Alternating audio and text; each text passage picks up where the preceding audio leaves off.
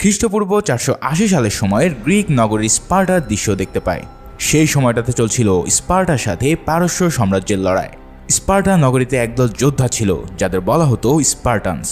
এই স্পার্টানরা এতটাই শক্তিশালী আর সাহসী ছিল যে একজন স্পার্টান তাদের বুদ্ধি ও শক্তির বলে একাই 100 জন সাধারণ সেনার বিপক্ষে লড়তে পারত। যাই হোক, আজ এক যুদ্ধক্ষেত্র আমরা দেখতে পাই যেখানে ডিলিওস নামের একজন যোদ্ধা গল্প করছিল তাদের রাজা লিওনাইডেসের। তারা ইতিমধ্যে পার্সিয়ানদের সাথে যুদ্ধে লিপ্ত আছে, আর তাদের সব যোদ্ধাদের মনোবল চাঙ্গা করার জন্য সে বলছে তাদের রাজা লিওনাইডেসের অসম বীরত্বের কথা। তার সেই ফ্ল্যাশব্যাক থেকে আমরা জানতে পারবো কে এই স্পার্টানস আর কিভাবে তারা এমন বীর হিসেবে নিজেদের প্রতিষ্ঠা করেছিল। ডিলিওস বলতে শুরু করে, লিওনাইডেস স্পার্টার তৎকালীন রাজপরিবারের জন্ম নিয়েছিল। তখনকার সময়ে স্পার্টায় কোনো শিশু জন্ম নিলে আগে তার শরীর পরীক্ষা করা হতো। যদি কোনোভাবে তাকে দুর্বল মনে হতো বা শরীরে কোনো ধরনের সমস্যা ধরা পড়তো, তাহলে সাথে সাথে জীবন্ত তাকে হত্যা করা হতো। কারণ তারা চায় এই স্পার্টায় শুধুমাত্র শারীরিক সক্ষমতা সম্পন্ন মানুষরাই বসবাস করবে, যাতে পরবর্তীতে তাকে একজন যোদ্ধা হিসেবে তৈরি করা যায়। ঠিক সেভাবেই লিওনাইডেসকেও ছোটবেলা থেকে যুদ্ধের জন্য প্রস্তুত করা হয়। প্রতিদিন তার উপরে চলত অমানবিক পরিশ্রম আর কঠোর প্রশিক্ষণ। তাকে বেধড়ক পেটানো হতো যাতে করে তার জীবন থেকে ব্যথার অনুভূতি চিরতরে হারিয়ে যায়। তাদের কেবল একটাই রুলস শেখানো হতো, আর তা হলো যুদ্ধে কখনো পালিয়ে আসা বা শত্রুর কাছে বশ্যতা স্বীকার করা যাবে না। এভাবে স্পার্টান ছেলেদের বয়স যখন 7 বছর হয়, তখন তাদের পরিবার থেকে জোর করে আলাদা করে দেওয়া হয় আর তাদের পাড়ি জমাতে হয় যোদ্ধা হওয়ার জন্য। অন্যদিকে স্পার্টানস মেয়েদেরকে গড়ে তোলা হয় একজন ভালো মা এবং স্পার্টানসদের যোগ্য স্ত্রী হওয়ার জন্য। এভাবে লিওনাইডেসের কিশোর বয়সে তার সামনে আসে সর্বশেষ এবং সবচেয়ে ভয়ানক পরীক্ষা, যে পরীক্ষায় পাশ করলে তাকে রাজা হিসেবে ঘোষণা করা হবে। তাকে রাতের অন্ধকারে গভীর জঙ্গলে ক্ষুধার্ত এক নেকড়ের মুখের সামনে রেখে আসা হয়। চোখের সামনে এমন লোভনীয় শিকার দেখে গর্জন করতে করতে নেকড়ে এগিয়ে যেতে থাকে লিওনাইডেসের দিকে। লিওনাইডেস খুব চতুরতার সাথে খুব সরু এক পাহাড়ের ঢালের মধ্যে ঢুকে যায়। তখন নেকড়েটা যখন তাকে ধরার জন্য এক লাফ দিয়ে সরু জায়গায় আটকে যায়, তখন লিওনাইডেস তার নিখুঁত বর্ষার নিশানায় এক আঘাতেই নেকড়ের জীবন শেষ করে দেয়।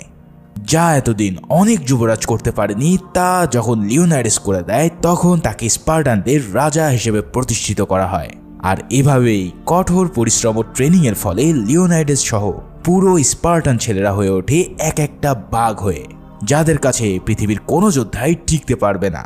আসলে সেই সময়টায় পার্সিয়ানরা পৃথিবীর বড় এক অংশ শাসন করত। তখনকার সময় পার্সিয়ানদের রাজা ছিল কিং জার্জিস।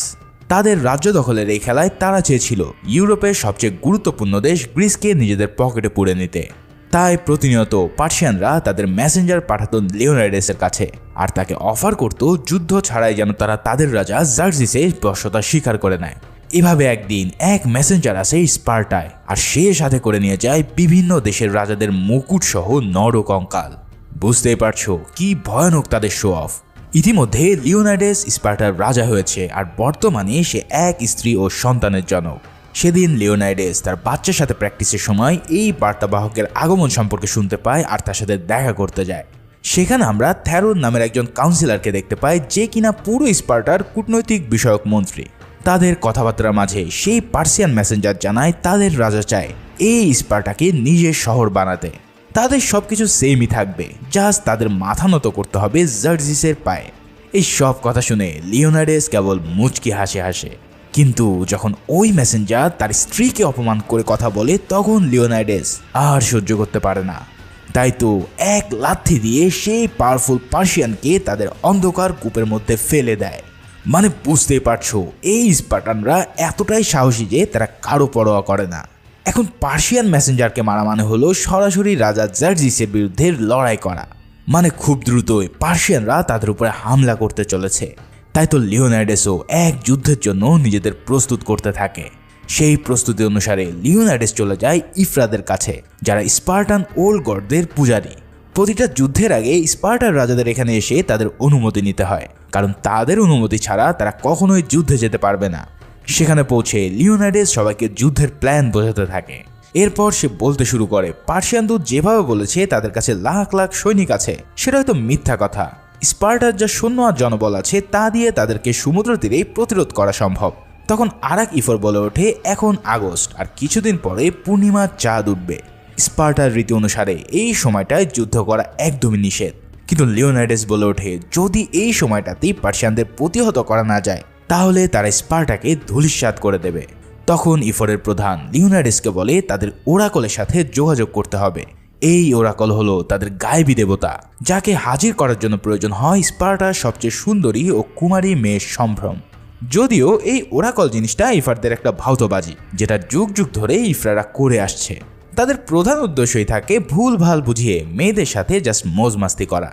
যাই হোক, ঠিক এভাবেই এক কুমারী মেয়ে দিয়ে তারা ওরাকলকে ডেকে আনা শুরু করে।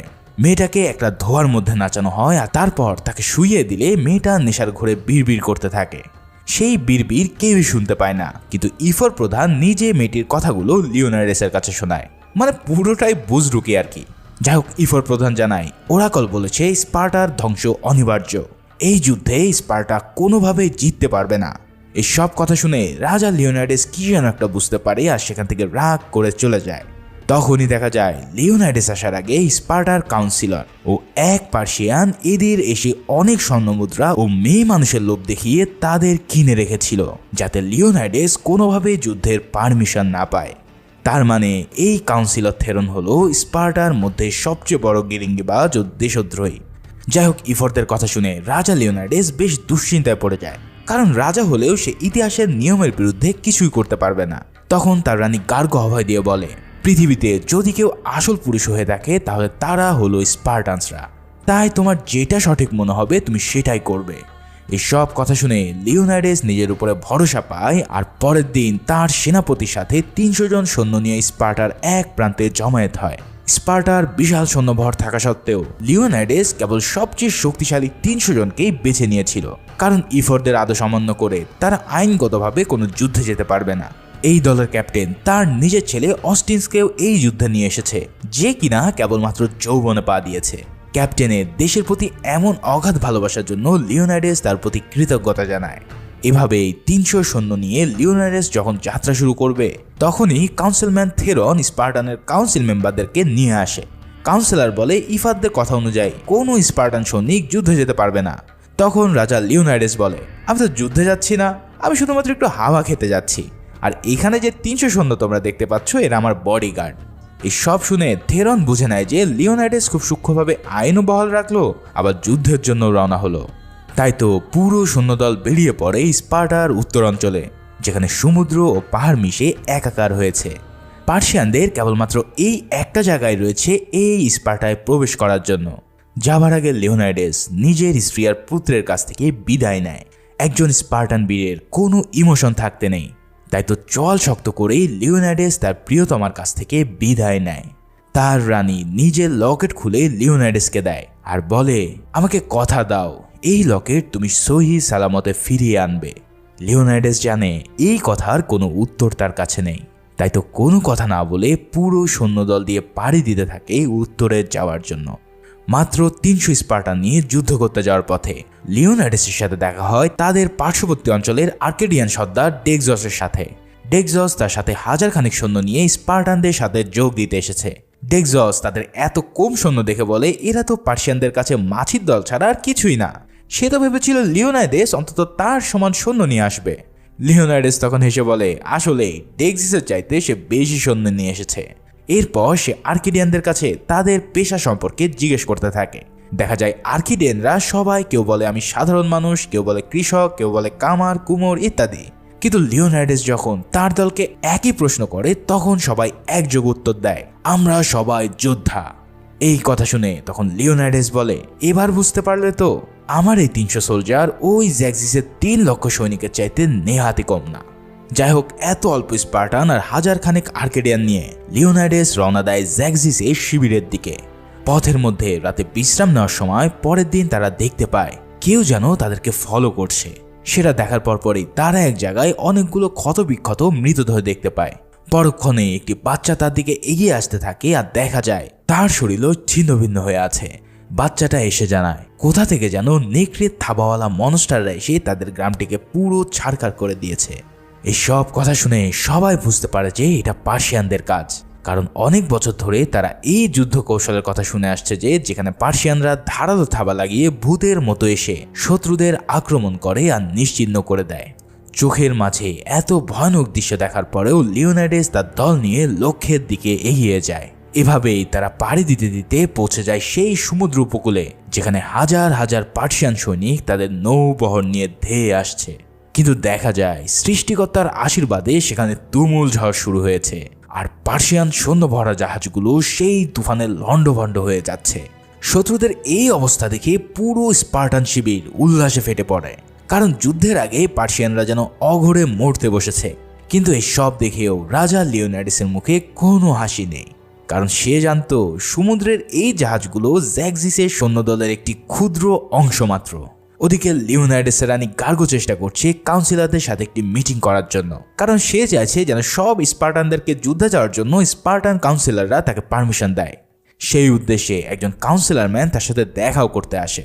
কাউন্সিলর ম্যান তাকে বলে একজন বিবাহিত নারী এভাবে জনসম্মুখে কথা বলা উচিত হবে না, কিন্তু গার্গো বলে স্পার্টার মঙ্গলের জন্য তাকে এটা করতেই হবে। অন্যদিকে আমরা দেখতে পাই স্পার্টান শিবির থেকে ডেক্সস আর স্টেলিওস পাহাড়ের উপর থেকে দেখতে পায় লক্ষ লক্ষ জার্জিসের সৈন্য তাদের দিকে ধেয়ে আসছে। এত বিশাল সৈন্যের সমুদ্র দেখে তো আর্কিডিয়ানদের আত্মা শুকিয়ে যায়। কিন্তু দেখা যায় স্পার্টান সোলজার স্টোলিয়াসের চোখ চকচক করে ওঠে এত সৈন্য দেখে, কারণ তার খুব মজা লাগছে এই ভেবে যে সে অনেক পার্সিয়ানদের মাথা কাটতে পারবে। মানে বুঝতেই পারছো এই স্পার্টানসরা কি মারাত্মক চিজ। এদিকে স্পার্টানদের প্রবেশদ্বার ও সমুদ্রের মাঝখানে কিছুটা ফাঁকা জায়গা ছিল, তাই লিওনাইডাস অর্ডার দেয় সেখানে একটি দেওয়াল তৈরি করার জন্য। আর এই দেওয়াল তৈরি করতে লিওনাইডাস ব্যবহার করতে বলে পার্সিয়ানদের মরদেহ, যাতে করে এই দেওয়ালের দিকে তাকালেই তাদের আত্মা যেন ভয়ে কেঁপে ওঠে। ঠিক সেভাবেই কিছুক্ষণ পর জার্জিসের এক বার্তাবাহক আসে লিওনাইডাসের সাথে কথা বলতে। শখানেক মানুষের পিঠে ভর দিয়ে বিশাল এক রাজকীয় কায়দায় সে এসে হাজির হয়। এই যদি হয় তাদের বার্তাবাহকের অবস্থা, তাহলে তাদের রাজা জার্জিস আবার কি জিনিস। যাই হোক, সেখানে এসেই তাদের সৈন্যরা ওই দেওয়াল দেখে ভয়ে কাঁপতে শুরু করে।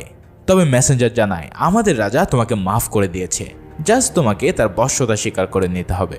কিন্তু এই সব কথা শুনেও যখন স্পার্টানরা তাদের উপরে হাসতে থাকে, তখন সে রাগের বশে তাদের উপরে হামলা করতে চায়। কিন্তু দেখা যায় তারা কিছু বলার আগে স্টোলিওস বিশাল এক লাফ দিয়ে তরোয়ালের এক আঘাতে সেই গুপ্তচরের হাত কেটে দেয়। ব্যথায় কাতরাতে কাতরাতে সেই মেসেঞ্জার হুমকি দিয়ে যায় যে সন্ধ্যার মধ্যেই সমস্ত স্পার্টান তাদের আওতায় আসবে, আর সব সৈনিকদেরকে মেরে তাদের মহিলা ও বৃদ্ধদেরকে পার্সিয়ানরা গোলাম বানাবে। এই ঘটনার পর লিওনাইডাস আর ক্যাপ্টেন আলোচনা করছিল তাদের প্ল্যানে কোনো ফাঁকফোকর আছে কিনা তা নিয়ে। ঠিক সেই সময় বিদঘুটে চেহারার এক ব্যক্তি তাদের সামনে এসে উপস্থিত হয় আর বলে এই পাহাড়ে একটা প্যাসেজ আছে, যেটার খোঁজ পেলে তারা স্পার্টায় সহজেই যেতে পারবে। হুট করেই এমন একজনকে দেখে ক্যাপ্টেন রাগ করলেও লিওনাইডাস তাকে থামিয়ে দিয়ে লোকটার পরিচয় জানতে চায়। লোকটা বলতে থাকে তার নাম এফিয়াল্টিস এবং সে একজন স্পার্টান। তবে জন্মের পরে তার শারীরিক ত্রুটি দেখা দিলে তার মা তাকে নিয়ে স্পার্টা থেকে পালিয়ে আসে, কারণ নিয়ম অনুসারে বিকলাঙ্গদেরকে স্পার্টাতে মেরে ফেলা হতো। তাই এফিয়াল্টিসের ছোট থেকেই স্বপ্ন একজন স্পার্টান হয়ে যুদ্ধ করার। এমনকি তার বাবা যুদ্ধের সকল কলাকৌশলও তাকে গোপনে শিখিয়েছিল। তাই সে লিওনাইডাসের কাছে বিনীত অনুরোধ করে তাকে যুদ্ধে নেওয়ার জন্য। লিওনাইডাস ছিল অনেক বিচক্ষণ লোক, তাই সে বলে আচ্ছা দেখি তো তুমি তোমার ঢাল সর্বোচ্চ কত উপরে তুলতে পারো। এই কথা শুনে এফিয়াল্টিস তার ঢাল তুলে ধরার চেষ্টা করলেও কয়েক ইঞ্চির বেশি সে তুলতে পারে না। তখন লিওনাইডাস বলে তুমি কি জানো আমরা কেন এত অপ্রতিরোধ্য? আমরা যে ফরমেশনে যুদ্ধ করি তার নাম ফ্লাঙ্কস। এখানে প্রতিটা যোদ্ধা তার ঢাল দিয়ে বাম সাইডে যে যোদ্ধা আছে তার পা থেকে গলা পর্যন্ত প্রোটেক্ট করে, কিন্তু তোমার যে বডি কন্ডিশন তাতে তুমি এই যুদ্ধে তোমার সঙ্গীদেরকে রক্ষা করতে পারবে না। আর ফ্লাঙ্কসের ফরমেশনে যদি একজনও ভেঙে পড়ে তাহলে পুরো দলই বিপদে পড়বে। আমি দুঃখিত এফিয়াল্টিস, তোমাকে আমরা নিতে পারছি না। এই সব শুনে এফিয়াল্টিস রাগে হতাশায় ফেটে পড়ে আর তার ঢাল বর্ষা পাহাড় থেকে ফেলে দেয়। এরপর লিওনাইডাস নিচে নেমে এলে দেখা যায় তাদের পায়ের মাটি কেমন যেন কাঁপা শুরু করেছে। ক্যাপ্টেন ভাবে এটা হয়তো ভূমিকম্প, কিন্তু লিওনাইডাস জানায় এই ভূমিকম্প হচ্ছে জার্জিসের সৈন্যদের মার্চের জন্য। তাই দ্রুত সে সবাইকে যুদ্ধের ফরমেশনে রেডি হতে বললে দেখা যায় অগণিত পার্সিয়ান সৈনিক তাদের দিকে এগিয়ে আসছে আর তাদের পায়ের কম্পনে পুরো এলাকা কেঁপে উঠছে। এবার পার্সিয়ান ও স্পার্টানরা একদম সামনাসামনি অবস্থান নেয় আর লিওনাইডাস তখন বলে ওঠে স্পার্টানস, আজ তোমরা দেখিয়ে দাও কেন আমরা পৃথিবীর সেরা যোদ্ধা। একটা পার্সিয়ানও যেন এখান থেকে তাদের মাথা নিয়ে ফিরতে না পারে। এই কথা বলার পর সবাই যুদ্ধের ফরমেশন নিলে একজন পার্সিয়ান সেনাপতি তাদের সামনে এসে বলে ওঠে, এখনো সময় আছে লিওনাইডেস, অস্ত্র ফেলে দিয়ে নিজের প্রাণ ভিক্ষা চাও। কিন্তু কিসের কি হুমকি, উল্টো এক বর্ষা উড়ে এসে সেই সেনাপতিকে একদম এফোর ওফোর করে দেয়। এমন ভয়াল দৃশ্য দেখে পার্সিয়ানরা তাদের সব জ্ঞান হারিয়ে পাগলের মতো ঝাঁপিয়ে পড়ে স্পার্টানদের উপর। 300 জন স্পার্টান আর সামনে হাজার হাজার পার্সিয়ান। সুপার পাওয়ার না থাকলে বাস্তবিকভাবে এই যুদ্ধে জেতার কোনো সম্ভাবনা নেই। যেহেতু গায়ের জোরে তারা জিতবে না, তাই বুদ্ধিই এখানে প্রধান হাতিয়ার। লিওনাইডেস প্ল্যান করে প্রথমে তাদের ডিফেন্স করার। সেই অনুসারে সব পার্সিয়ানরা তাদের উপরে ঝাঁপিয়ে পড়লে স্পার্টানরা কেবল ডিফেন্সই করে যায়। এরপর শুরু হয় আসল খেলা। একদল ডিফেন্স করছে আর পিছন থেকে একদল এসে তাদেরকে বর্ষা দিয়ে ফালাফালা করতে থাকে। এভাবেই একের পর এক পার্সিয়ানদেরকে স্পার্টানরা ব্যাপক কৌশলের সাথে সাফা করে দিতে থাকে আর সামনের দিকে আগায়। ভাইরে ভাই, এখানে স্পার্টানদের যে যুদ্ধ দেখানো হয়েছে তা দেখলে রীতিমতো মাথার রক্ত টকবক করে উঠতে থাকবে। ঢাল দিয়ে প্রতিপক্ষকে ঠেকানো, তারপর তরোয়াল দিয়ে তাকে কুচি কুচি করা, উফ, এই ফাইটিং এর কোনো তুলনাই হয় না। এভাবেই তুমুল লড়াইয়ে স্পার্টানরা পার্সিয়ানদের কেটে পিস পিস করতে করতে সামনের দিকে আগাতে থাকে। স্পার্টানদের বডি ল্যাঙ্গুয়েজ আর শক্তির ঝলকে পার্সিয়ানরা পালাতে পালাতে পাহাড়ের একদম কিনারায় এসে পড়ে। আর এবার স্পার্টানরা তাদের লাথি মেরে সবগুলোকে নিচের গভীর সমুদ্রে নিপাত করে দেয়। এরপর প্রথম লেভেলের অ্যাটাকে মারাত্মক বীরত্বের সাথে ডিফেক্ট করার পরপরই তাদের জন্য আসে এক ভয়াবহ অ্যাটাক।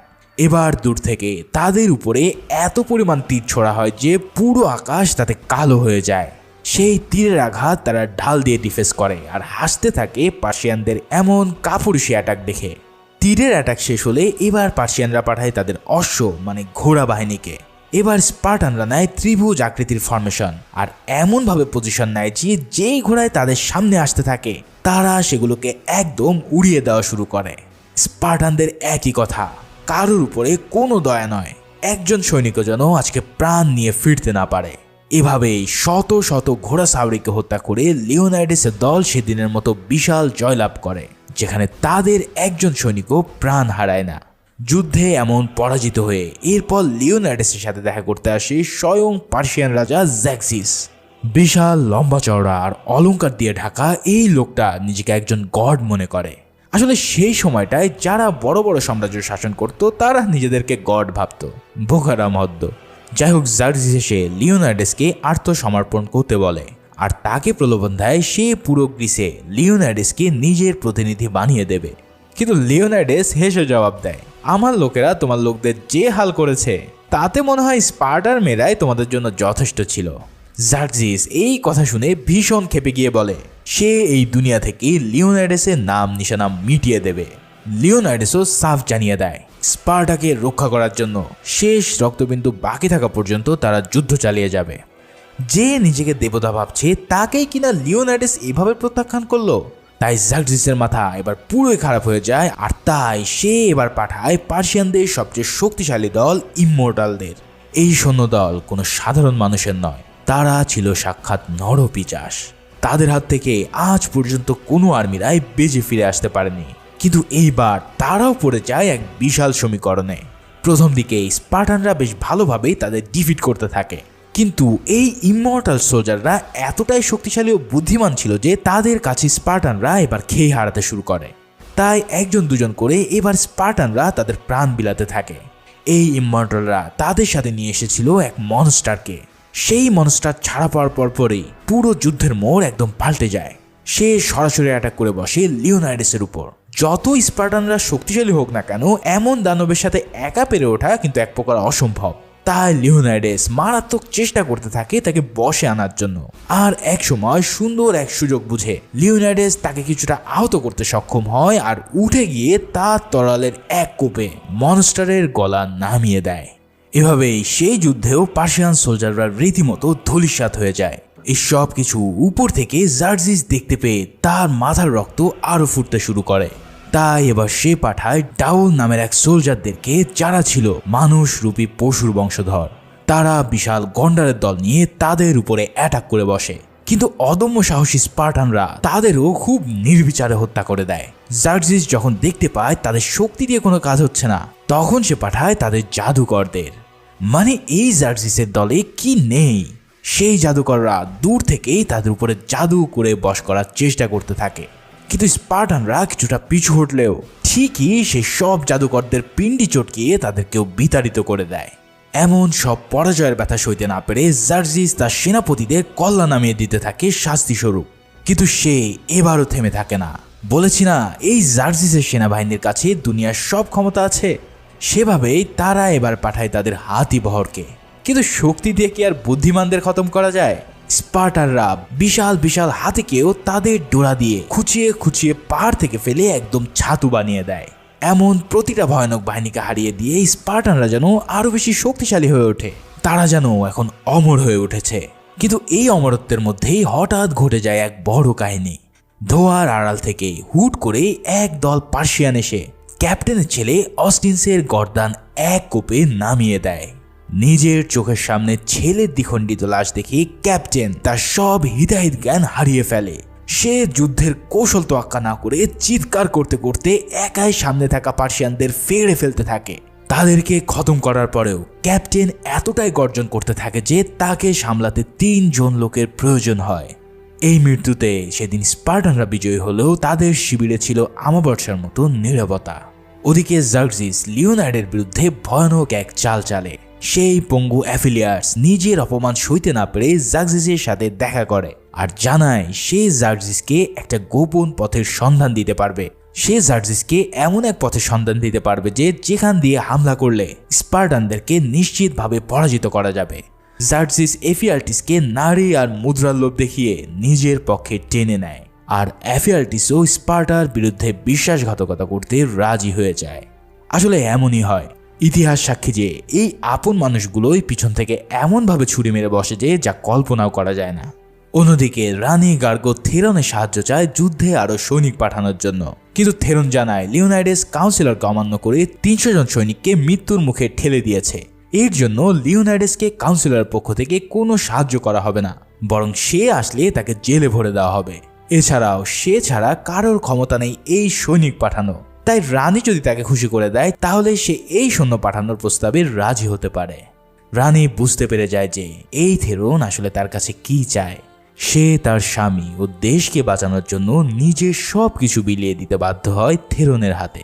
দেশের বিনিময়ে নিজের সম্ভ্রম, এ চারটেখানি কোনো কথা নয়। এদিকে স্পার্টান শিবিরে লিওনাইডেস যখন নিজের আহত সৈনিক ডিলিয়াসের সাথে কথা বলছিল, তখন আর্কেডিয়ানরা এসে তাকে বলে পার্সিয়ানরা তাদের গোপন রাস্তার সন্ধান পেয়ে গেছে আর এবার তাদের এই যুদ্ধে হারতেই হবে। কিন্তু লিওনাইডেস জবাব দেয়, যুদ্ধ থেকে পিছু হাঁটা কখনো একজন স্পার্টানের পরিচয় দেয় না। তুমি যদি চাও তাহলে নিজের সৈন্য নিয়ে এখান থেকে চলে যেতে পারো। অগত্যা ডেক্সাসও নিজের সৈনিকদের নিয়ে সেখান থেকে প্রাণ বাঁচিয়ে পালিয়ে যায়। ডেক্সাস চলে যাওয়ার পর লিওনাইডেস তার সৈনিকদের লক্ষ্য করে একটা স্পিচ দেয়।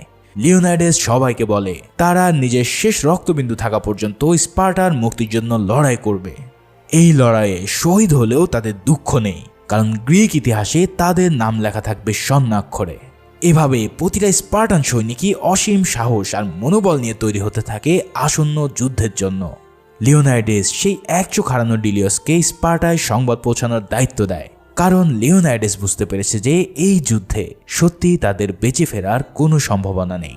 এর সাথে সাথে লিওনাইডেস তার রানীর দেওয়া সেই লকেটটি দিয়ে দেয় আর বলে এটা দিলেই রানী বুঝতে পারবে আমি তাকে কি বলতে চেয়েছি।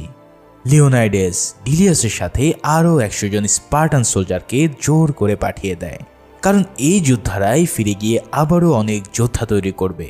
আর তাই এভাবে চোখের জলে ডিলিয়াস লিওনাইডেসকে শেষবারের মতো বিদায় জানায়। এদিকে সেই রাতের পর রানী কাউন্সিলরে আসে আর সবাইকে অনুরোধ করে যাতে লিওনাইডেসদেরকে বাঁচানোর জন্য আরও অনেক সৈন্য পাঠানো হয়। তার ইজ্জতের বিনিময়ে থেরন তাকে সাপোর্ট করার কথা থাকলেও সে নগদে ওই কাউন্সিলের মধ্যেই পল্টি নিয়ে নেয়। সাহায্য তো দূরে থাক, সে বলে এই রানী জোর করে আমাকে সব বিলিয়ে দিয়েছে। এরপর থেরন যখন রানীকে প্রস্টিটিউট বলে গালি দেয়, তখন রানী নিজেকে আর সংবরণ করতে না পেরে এক তলোয়ারের আঘাতে সবার সামনে থেরনের কিচ্ছা খতম করে দেয়। কিন্তু অবাক করার মতো থেরনের ঝুলি থেকে বেরিয়ে পড়ে জার্জিসের দেওয়া স্বর্ণ মুদ্রা। আর তা দেখেই সবাই বুঝতে পারে এই থেরন এতদিন জার্জিসের কাছ থেকে টাকা খেয়ে তাদের সাথে বিশ্বাসঘাতকতা করেছে। ফলে সবাই সিদ্ধান্ত নেয় তাদের বাকি সেনাদেরকেও লিওনাইডেসকে সাহায্য করার জন্য প্রেরণ করতে। কিন্তু এদিকে লিওনাইডেসের হাতে আর বেশি সময় নেই। স্পার্টান আর জাগজিসদের ফাইনাল ব্যাটেলে এবার স্বয়ং জাগজিস তার বিশাল তীরন্দাজ বাহিনী নিয়ে উপস্থিত হয় যুদ্ধক্ষেত্রে। এবার তারা লিওনাইডেসদেরকে একদম চারিদিক থেকে ঘিরে ধরেছে, আর স্পার্টানরা তাদের ঢাল দিয়ে একটা জায়গায় মারাত্মক ডিফেন্স করে জড়ো হয়েছে। জাগজিসের জেনারেল যুদ্ধের আগে লিওনাইডেসকে আত্মসমর্পণ করতে বলে আর জানায়, তোমার দেশ তোমারই থাকবে, বরং তোমাকে আরও অনেক দেশের রাজা করা হবে। সেই সাথে সাথে তোমার সব অপরাধও আমাদের রাজা একদম মাফ করে দেবে। বিনিময়ে তোমাকে জাস্ট একটাই কাজ করতে হবে, আর তা হলো তোমার মাথা নত করতে হবে জাগজিসের পায়ে। মানে জাগজিস শুধুমাত্র চাইছে লিওনাইডেস যেন তার বশ্যতা স্বীকার করে। তাহলে এত ভালো অফার পেয়ে কি লিওনাইডেস সত্যি তার পায়ে মাথা নত করবে? হঠাৎ করে লিওনাইডেস দেখতে পায় তাদের জাতির বিশ্বাসঘাতক অ্যাফিয়াল্টিসকে, আর এটা দেখে লিওনাইডেস যেন একদম হকচকিয়ে যায়। একমাত্র এই বিশ্বাসঘাতকতার কারণেই আজ তাদের এই করুণ পরিণতি। নিজের মানুষ যখন পিছন থেকে ছুরি মারে তখন কেমন লাগতে পারে একবার চিন্তা করো। লিওনাইডেস কি যেন ভাবতে থাকে, আর তার হাত থেকে একে একে ঢাল তলোয়ার ফেলে দিয়ে হাঁটু গেড়ে বসে পড়ে রাজা জাগজিসের সামনে। তার মানে কি লিওনাইডেস অবশেষে মেনে নিল এই রাজার বশ্যতা? আরে এরা হলো স্পার্টানস, মাথা নত করা তাদের রক্তে নেই। তাই তো লিওনাইডেসের আদেশ পাওয়া মাত্রই একজন তার গায়ের উপর দিয়ে উঠে গিয়ে সেই সেনাপতিকে সবার সামনে একদম খেয়ে দেয়। মুহূর্তেই চারিদিক থেকে তাদের উপর তীর নিক্ষেপ শুরু হলে তার মধ্যে থেকে লিওনাইডেস তার হাতে থাকা বর্ষা নিয়ে নিজের সর্বোচ্চ শক্তি দিয়ে ছুঁড়ে মারে জাগজিসের দিকে, যা একটুর জন্য নিশানা বদলে জাগজিসের মুখ এফোর ওফোর করে দেয়। ভাইরে ভাই, পুরো মুভির মধ্যে এই সিনটাই হলো one of the best scene. আসলে লিওনাইডেস তার ঢাল তলোয়ার ফেলেছিল কারণ তাকে এত দূরে বর্ষা নিক্ষেপের জন্য শরীরটা কিছুটা হালকা করা দরকার। এরপর কি হতে পারে তা তো তোমরা অনুমানই করতে পারছো। হাজার হাজার পার্সিয়ান তীর চারিদিক থেকে উড়ে এসে সকল স্পার্টানদের বুক চিড়ে দেওয়া শুরু করে। এই দৃশ্য দেখে প্রতিটা স্পার্টান নিশ্চিত মৃত্যু জেনেও তাদের সামনে থাকা মানুষদেরকে একদম কেটে কুচি করতে থাকে। একেই বলে বীর, আর একেই বলে ইতিহাসের শ্রেষ্ঠ যোদ্ধা। লিওনাইডেস তার শেষ মুহূর্তে এমনভাবে গর্জন করতে থাকে যা পার্সিয়ানদের বুকের কলিজা একদম কাঁপিয়ে দেয়। এভাবেই মুহু তীরের আঘাতে অবশেষে সমাপ্ত হয় গ্রিকের মহাবীর রাজা লিওনাইডেসের গৌরবময় অধ্যায়। অন্যদিকে রানী ঠিকই সেনাবাহিনী পাঠাতে সক্ষম হলেও তা বড্ড দেরি হয়ে গেছে। যখন ডিলিয়াস এসে রানীকে তার লকেট ফেরত দেয় তখন সেও বুঝতে পারে আর অঝরে কান্না করতে থাকে। এরপর আমরা মুভির একদম প্রথম দৃশ্য দেখতে পাই যেখানে ডিলিয়াস এই কাহিনীগুলোই বলছিল তার স্পার্টানদের।